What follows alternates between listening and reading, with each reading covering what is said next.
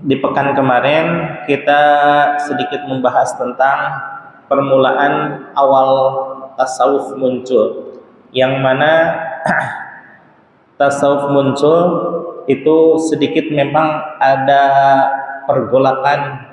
pergerakan untuk menentang kaum borjuis masa lalu. Di dalam kepemimpinan Islam ada khalifah yang terkenal sebagai Khulafaur Rasyidin.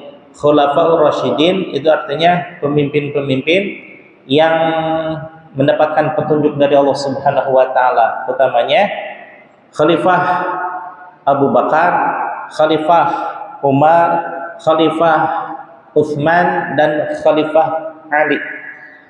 Itu yang dinamakan Khulafaur Rasyidin, para pemimpin yang mendapatkan petunjuk dari Allah Subhanahu wa taala. Bagaimana generasi kesininya tidak saya sebutkan ya, walaupun saya tahu persis siapa yang melanjutkan kepemimpinan Sayyidina Ali. Khawatirnya ini menjadi bapak-bapak menjadi agak benci kepada pelanjut Sayyidina Ali gitu ya. Tapi ayah nggak apa-apa lah, saya sebutkan aja. Pelanjut Sayyidina Ali itu adalah Sayyidina Muawiyah. Sayyidina Muawiyah memang berselisih paham dengan Sayyidina Ali karramallahu wajhah. Tapi kita mah hidup di kurun belakangan ya, 1400 tahun kemudian baru mengenal, itu pun dari sejarah, bukan dari orangnya. Maka kita tawakuf saja bahwa pertentangan antara Sayyidina Ali dengan Sayyidina Muawiyah itu terjadi karena unsur-unsur politik. Itu mah sudah jelas sahabat Nabi ya, sudah jelas disayang oleh Rasulullah, sudah jelas disayang oleh Allah. Kita mah siapa tuh gitu ya. Kita mah hanya sekedar mengenal sejarah saja gitu. Adapun kebenarannya wallahu a'lam gitu ya. Yang jelas banyak referensi mengatakan bahwa Khulafaur Rasyidin hanya 4 khalifah setelah sepeninggalannya Rasulullah sallallahu alaihi wasallam. Nah, setelah kepemimpinan Sayyidina Ali digantikan oleh Sayyidina Muawiyah, Sayyidina Muawiyah digantikan oleh Sayyidina Yazid, Yazid digantikan oleh pelanjutnya yang tadinya sistem musyawarah untuk mencapai mufakat, kok ini berubah menjadi sistem monarki. Ayahnya turun ke anaknya, turun lagi ke cucunya, turun lagi ke cicitnya, terus gitu ya. Sayyidina atau Daulah Abbasiyah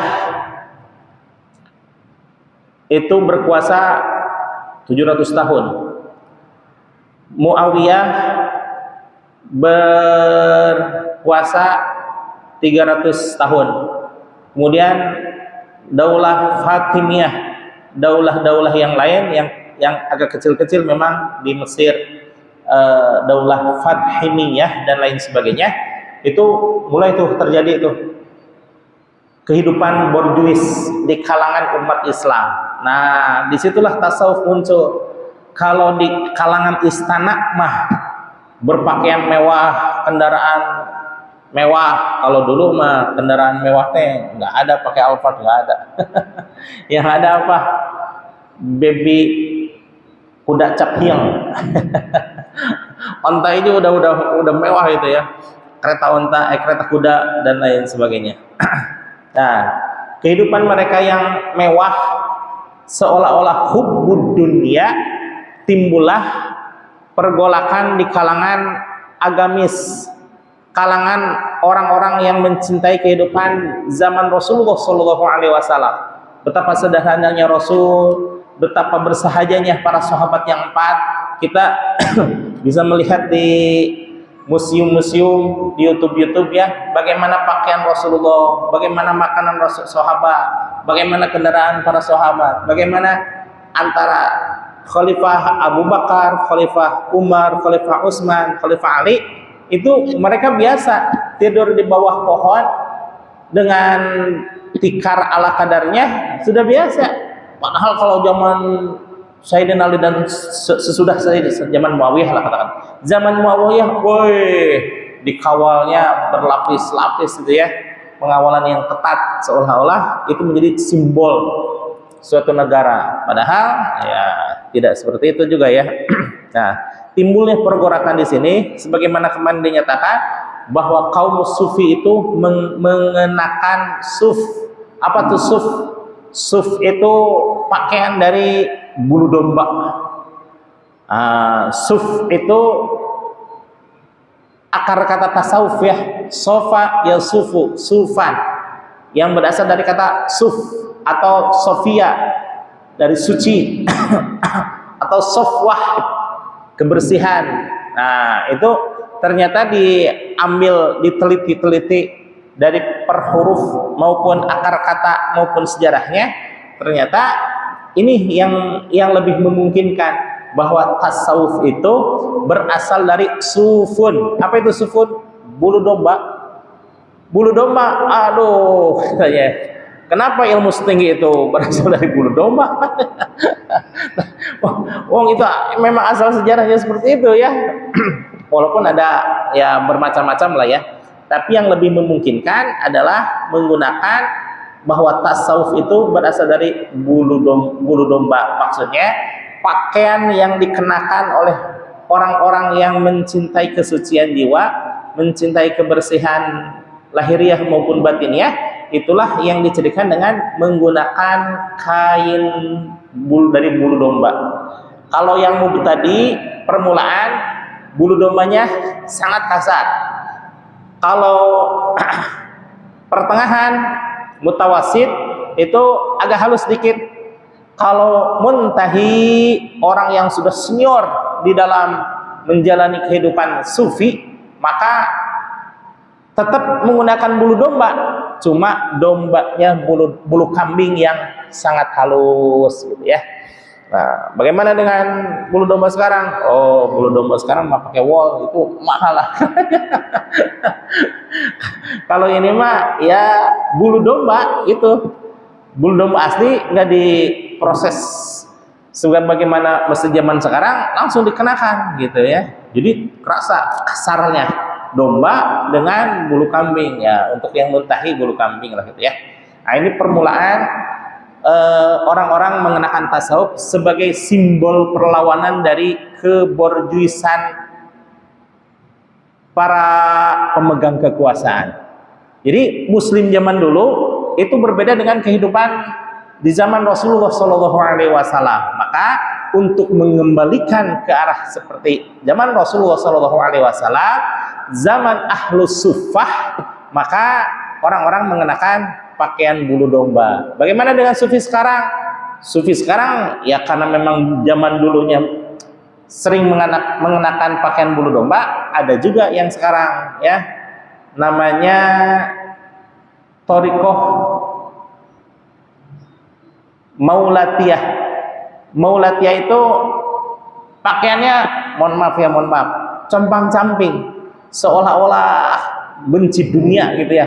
Sendal cepit ala kadarnya gitu yang sudah lapuk, yang sudah hampir pegat-pegat itu. Kemudian sarung yang sudah bolong-bolong, bajunya juga sudah lapuk. Aduh, subhanallah gitu ya. Nah, bagi orang Maulatiyah itu ekspresi kecintaan mereka terhadap kehidupan di zaman Rasulullah Shallallahu Alaihi Wasallam. Bagaimana zaman sekarang? Ya tidak semua sufi seperti itu ya.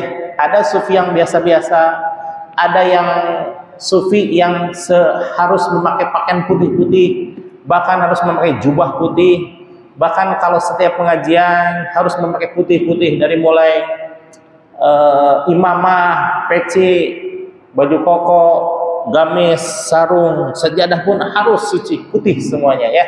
Tidak ada boleh warna yang lain. Itu melambangkan ya boleh-boleh saja ya ke lambang kesucian jiwa.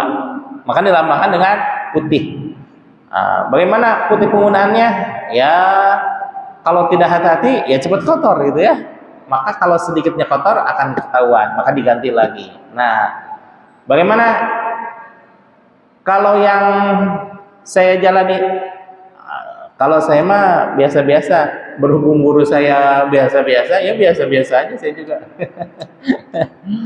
Jajan-jajan, makan-makan, tidur-tidur gitu ya. Bahkan perkataan Syekh Hasan Asy-Syadzili di dalam yang dikutip oleh Syekh Wahbah Az-Zuhaili, mohon maaf, Syekh Wahbah, Syekh Abdullah, Syekh lupa lagi ya, mohon maaf.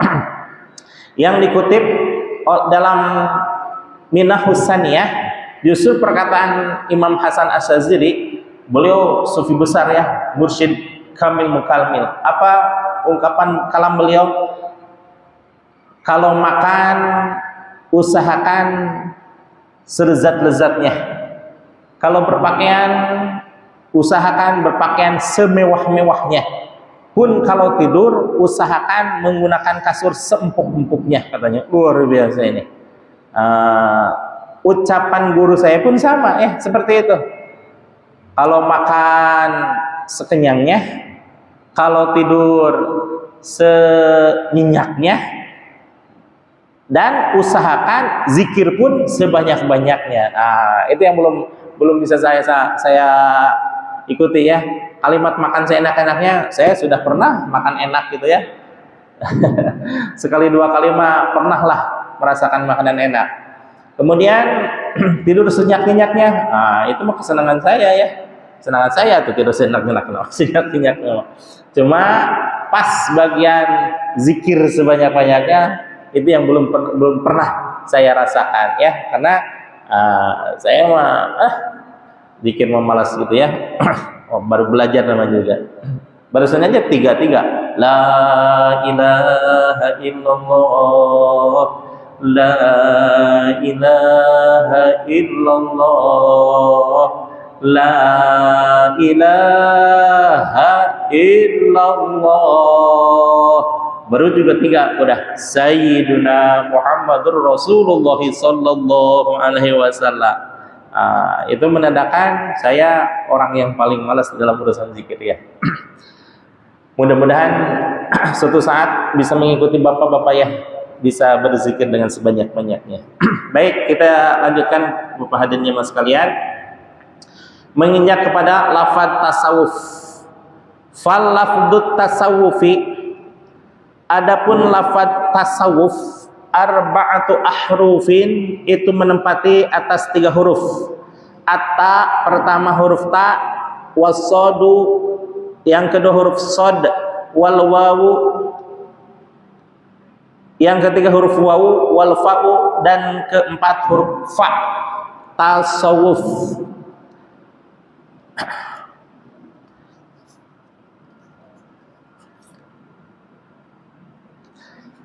Tasawuf ya, ta, sod, waw, dan fa. Bagaimana maksudnya? Wal fa'u, wat fatta'u, adapun huruf ta, minat taubati, itu diambil dari lafaz atau ibarat taubah. Ta, taubah, diambil dari kata taubah. Wahia, adapun kata taubah, ala wajhaini, itu ada 2 macam. Yang pertama, taubatuz zahiri, taubat sebangsa zahir, sebangsa lahir, sebangsa yang kelihatan secara physically, itu ada taubat. Misalkan kita bukan kita ya, mohon maaf. Urusan taubat mah saya lah. Misalkan saya telah melakukan kelalaian, sholat di akhir, kemudian mata jelalatan, kemudian kaki seenaknya melangkah, kemudian tangan seenaknya mengambil yang bukan haknya, dan lain sebagainya. Nah, kemudian saya bertobat. Apa itu tobatnya? Ya, tobat secara zahiriyah. Kalau mata yang tadinya jelalatan, maka banyak ketemu orang nih, pura-pura so alim gitu ya.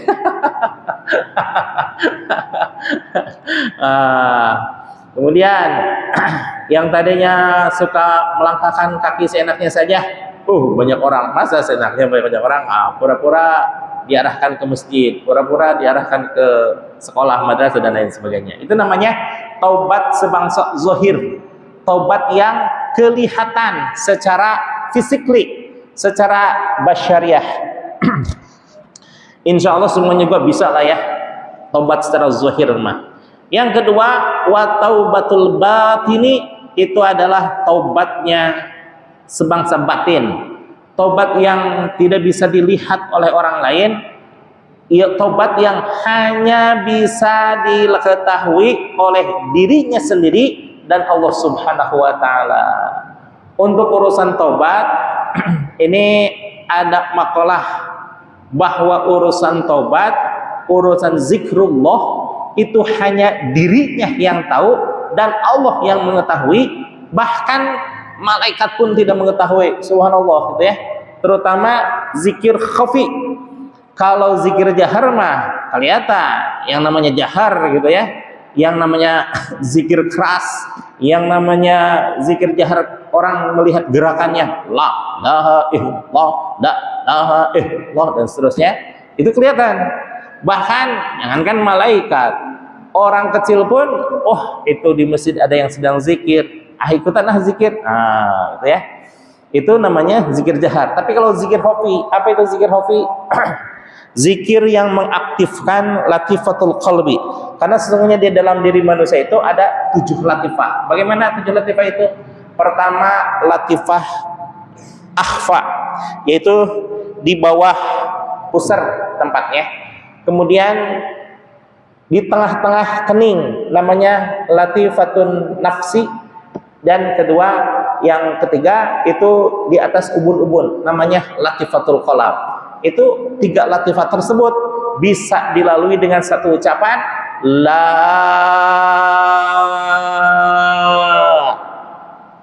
3 latifah terlalui itu ya.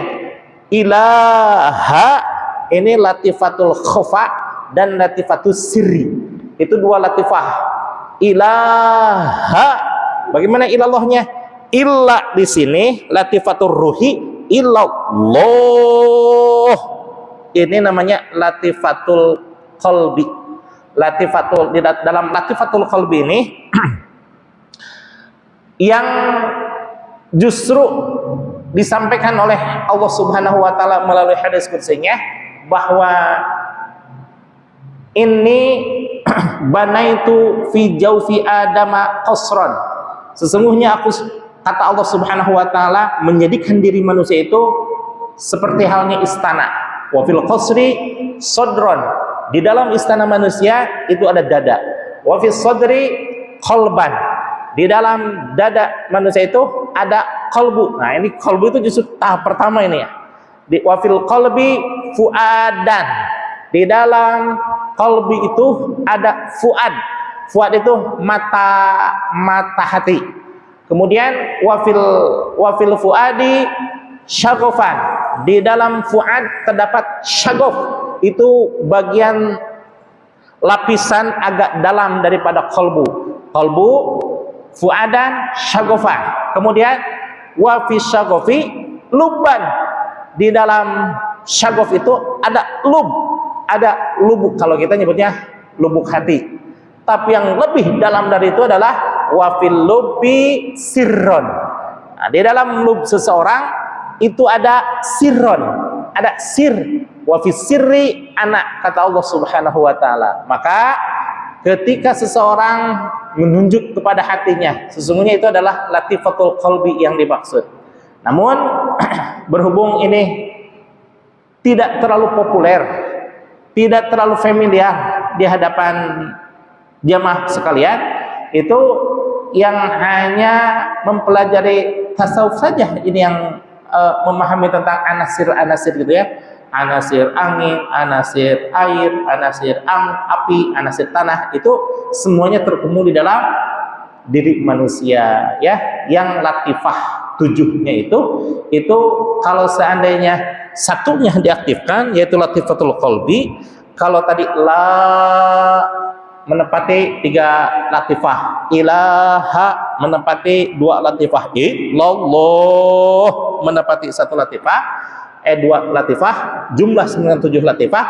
Tapi kalau melalui zikir khafi, maka hanya ada dua yang mengetahui. Siapa? Allah Subhanahu wa taala dan kita yang sedang berzikir. Kenapa kita tahu bahwa kita sedang berzikir? Mohon maaf ya. Bagi saya ini ya. Zikir khafi kadang bisa berubah menjadi zikir jahar dengan sendirinya. Zikir khafi aja dalam hati diketukan, didengungkan Allah, Allah, Allah, Allah. Baru beberapa menit, wah. Jadi kan zikir jahar tuh. Yang tadinya harusnya zikir jahar, la ilaha illallah, la ilaha illallah, la. Jadi zikir zir. Yang tadinya zikirnya keras kedengaran, kelihatan gerakannya, itu malah tidak terlihat sama sekali. Itu ya. Mas saya ya. Zikir khafi menjadi zikir jahar, zikir jahar menjadi zikir khafi ya. Terbalik ya. Kalau di dalam zikir khafi, maka yang mengetahui adalah diri kita. Malaikat tidak mengetahui. Ternyata bagi malaikat dikiranya sedang tidur. Jangankan manusia ya, malaikat aja tidak diizinkan oleh Allah gitu ya untuk mengetahui zikir khafi. Maka malaikat pun menyangkanya orang yang sedang zikir khafi di luar sholat itu adalah yang sedang tertidur, tawajuh gitu ya, padahal sedang zikir khafi ya. Saking rahasia ya itu zikir khafi, tidak Allah izinkan seseorang pun, bahkan malaikat pencatat amal kebaikan pun mengetahui aktivitas seseorang gitu ya. Wa taubatul batini, dan kedua itu taubat sebangsa batin. Bagaimana taubatnya batin? Taubatnya di sini dijelaskan ya. Fataubatu zahiri, adapun yang namanya taubat zahir, taubat sebangsa lahiriah, ayyarji'a, yen seseorang itu kembali bijami'i a'dha'ihi, dengan seluruh anggota badannya. Batan yang mana? Az-zahirati, yang sebangsa zahir, yang kelihatan oleh orang lain, minaz zunubi, dari berbagai macam dosa, wadzamaimi, dan juga sifat-sifat tercela, ila ta'ati, menuju ketaatan. Insyaallah semuanya bisa ya, bahwa yang disebut dengan taubat lahir itu, taubat zahir, adalah kembalinya seseorang dari berbagai macam dosa dan juga sifat-sifat tercela, ila taati, kepada ketaatan. Seperti tadi saya sering terlambat sholat, sering matanya jelalatan, karena ingin tobat secara zahir, sedikit-sedikit diperbaiki hidup saya dengan melangkahkan kaki ke masjid, dengan menutup mata dari hal-hal yang tidak halal, kemudian mengarahkan tangan ini supaya melakukan hal-hal yang diridhoi oleh Allah Subhanahu wa taala. Ya sedikit-sedikit ya, sedikit-sedikit juga lama-lama kalau tetap ditabung-tabung sama dengan sedikit-sedikit lama-lama menjadi bukit. Wah, gitu ya. Ya seperti halnya semut gitu ya. Semut apa banyaknya gitu ya. Mengambil sedikit, tapi ternyata dilakukan oleh teman-temannya, kemudian dalam jangka waktu yang lama ternyata melihat gudang persediaan makanan banyak juga. Itulah filosofi sedikit-sedikit lama-lama menjadi bukit.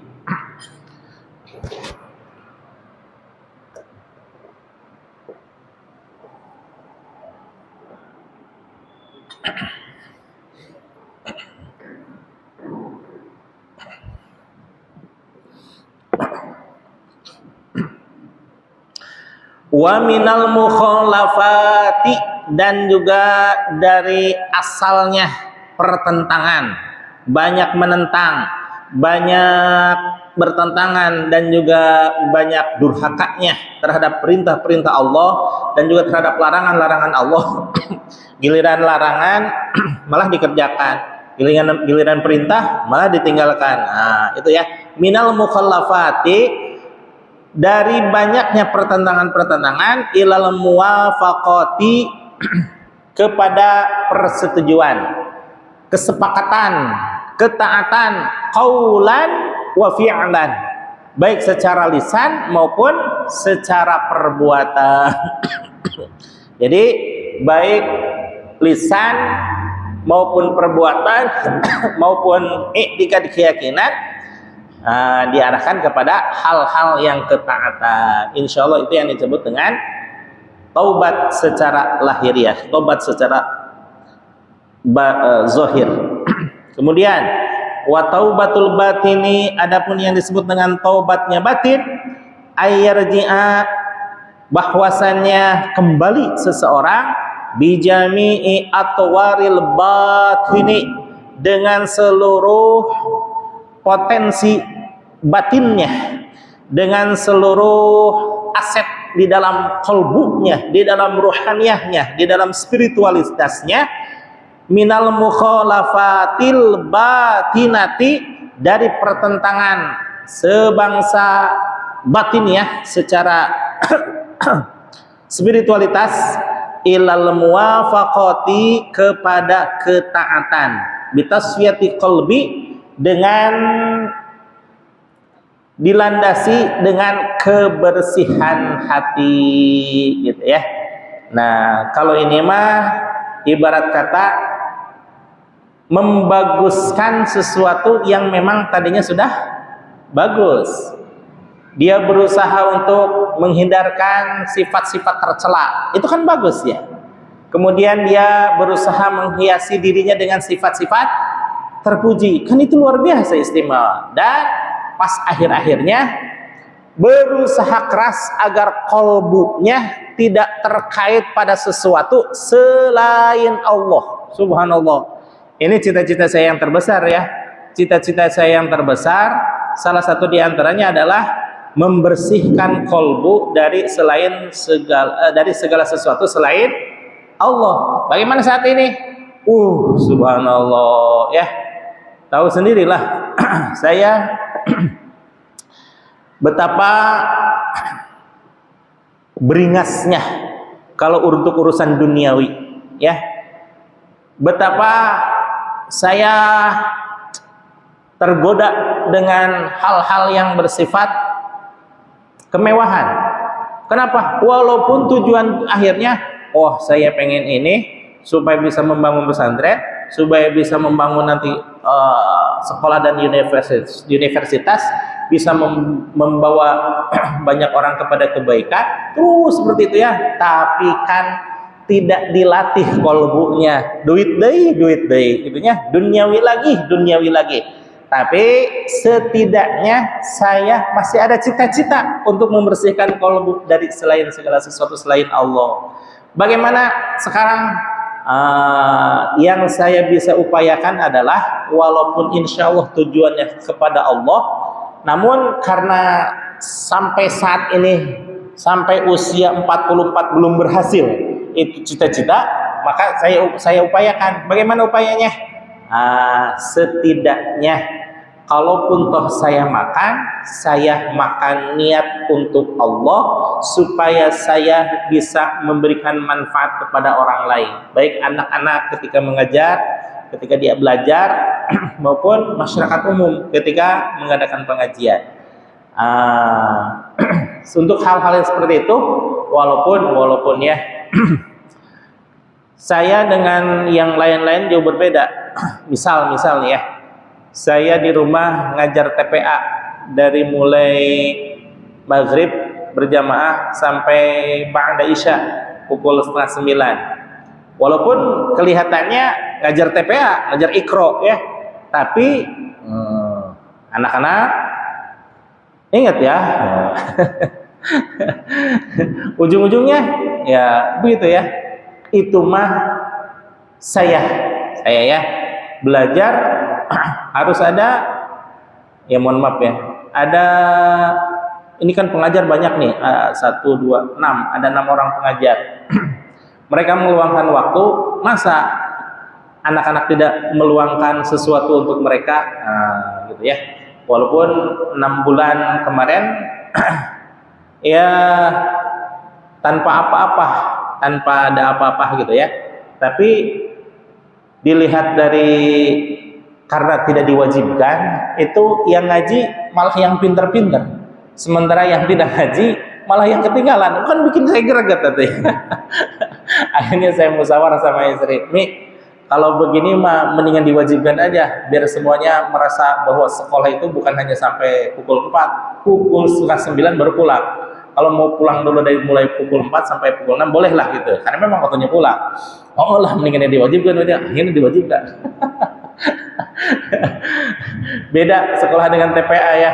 Dulu saya megang 2 TPA, satu di rumah sendiri, satu di Cikukulu yang dekat KTM gitu ya, TK Salman Al Farisi. Paginya TK, malamnya saya sama istri TPA. Beda, anak-anak TPA, anak-anak TK itu rajin semuanya, 100% hadir. Walaupun hujan, dianterin sama orang tuanya. Segiliran TPA, subhanallah. Murid itu yang tercatat ada 65. 65 yang hadir cuma 20 orang. Apalagi kalau hujan, masya Allah, yang hadir 1 orang 2 orang, masya Allah. Sementara gajian tetap, kan saya jadi malu sendiri ya tuh ya. Itu mau TK orang lain dengan TK di rumah, TPA di rumah saya bilang. Akhirnya saya cuma ngajar 3 tahun, akhirnya mengundurkan diri dengan alasan ya seperti itu. Anak saya dan istri saking malunya kepada pimpinan, beliau tanpa apa ya, tanpa merasa keberatan memberikan gaji sekian aja gitu ya. Sementara saya kan malu ya, harusnya 65 orang terajarkan, ini yang diajarkan hanya 15 orang, 20 orang. Apalagi kalau hujan, 2 orang, 3 orang. Saya bilang, ini program nggak jalan-jalan. Akhirnya dari situ saya bikin sekolah.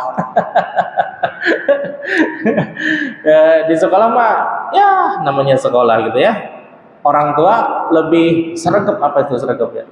Lebih semangat ya menyekolahkan anak daripada memasukkan ke TPA. TPA seolah-olah ekskul, sementara sekolah itu yang utama. Kebalik saya bilang, udah alhamdulillah sekolah-sekolah kita ini udah isinya muatan materi agama aja. Bahkan sekarang ada program tahfidz, yang tahfidz itu tapi belum berjalan, baru rencana kemarin baru dimusyawarahkan sama anak-anak. Yang mengikuti tahfidz khusus boleh tahfidz saja, tidak usah belajar di kelas. Tidak usah belajar di kelas, yang hanya ikut pelajaran itu hanya matematika, bahasa Inggris, bahasa Indonesia. Yang lainnya nggak usah. Kecuali itu ya apa? Olahraga, silahkan olahraga mah biar sehat dia bilang. Akhirnya banyak yang mau. Subhanallah ya. Nah gitu ya. Diwajibkan karena yang melihat kenyataannya, yang TPA tuh yang udah pinter malah rajin, paling rajin TPA-nya. Tapi yang ya setengah-setengah gitu ya, itu nggak pernah hadir sama sekali. Tapi ketika diwajibkan, wajib hadir, ser. Orang tuanya nganterin juga, saya bilang. Gitu ya. Jadi terus terang bahwa kolbu saya, walaupun cita-citanya tertingginya itu adalah hanya ingin Allah saja yang ada di hati saya, tapi sekian lama saya berusaha jatuh mulu, udah berapa ribu kali jatuhnya kali ya. Dalam artian ingin agar hati ini hanya Allah saja, tapi tidak pernah bisa gitu ya, tidak pernah bisa. Padahal kata Kangjeng Nabi, saya tahu di sini udah puluhan tahun yang lalu. Kata Kangjeng Nabi melalui guru saya, kun ma'allah, tetaplah bersama dengan Allah. Itu kan wasiat Kangjeng Nabi. Tetap kamu wajib, kalau ibarat kata segala sesuatu yang datang dari Allah dan Rasulullah maka itu hukumnya wajib. Sementara apapun yang dilarang oleh Allah dan Rasulnya maka sesuatu itu adalah haram. Berarti Rasulullah mewajibkan untuk bersama dengan Allah itu adalah wajib. Saya sih udah berusaha tapi belum bisa-bisa. Bagaimana cara mensiasatinya? Dalam rangka menuju hati yang hanya untuk kepada Allah. Berhubung belum bisa, ya minimal ada tujuan ukhrawinya ketimbang di samping ada tujuan duniawinya. Terus terang.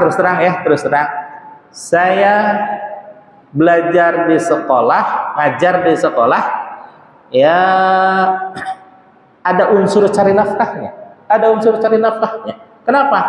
Ya kalau saya tidak makan, bagaimana tuh nggak bisa ngajar-ngajar acan ya?